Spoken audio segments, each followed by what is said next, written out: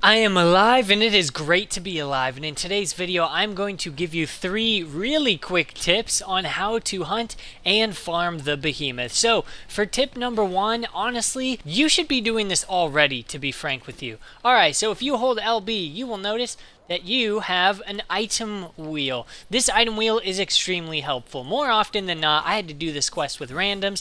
The death of all mighty hunters is the freaking annoying tornadoes that the behemoth shoots off. So, if you have the item wheel, here's what's cool. You can not only pin the flash pods to your item wheel, making them easy to select, but if you look in the bottom left of my item wheel here, you will notice I have hotbarred the option to craft flash pods. So as you saw, 3 quick flicks with my thumb and I've crafted 3 flash pods, and then 1 more flick straight down and I have equipped them.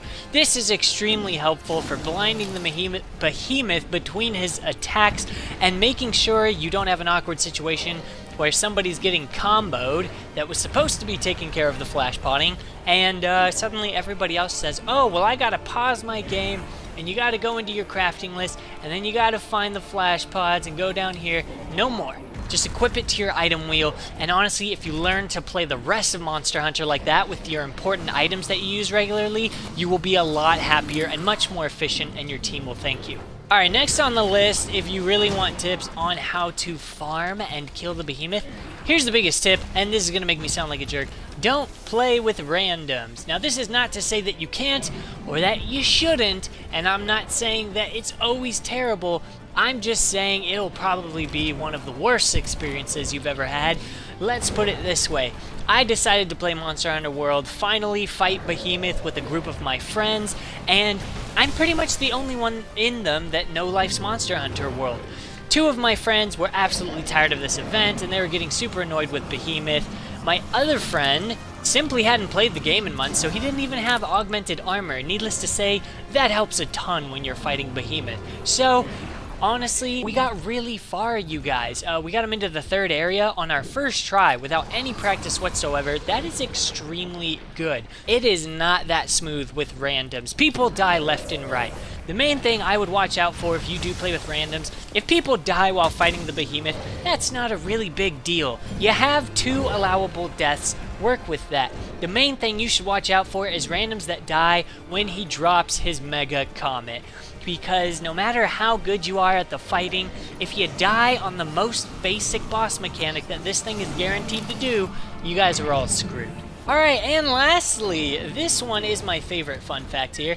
If you are just looking to farm Behemoth, maybe you're like me, you're stuck playing it by yourself because your friends are either just getting sick of the event or just can't quite cut it, quite frankly, because nobody plays as much as I do, then you should bring Plunder Blade on your Palico.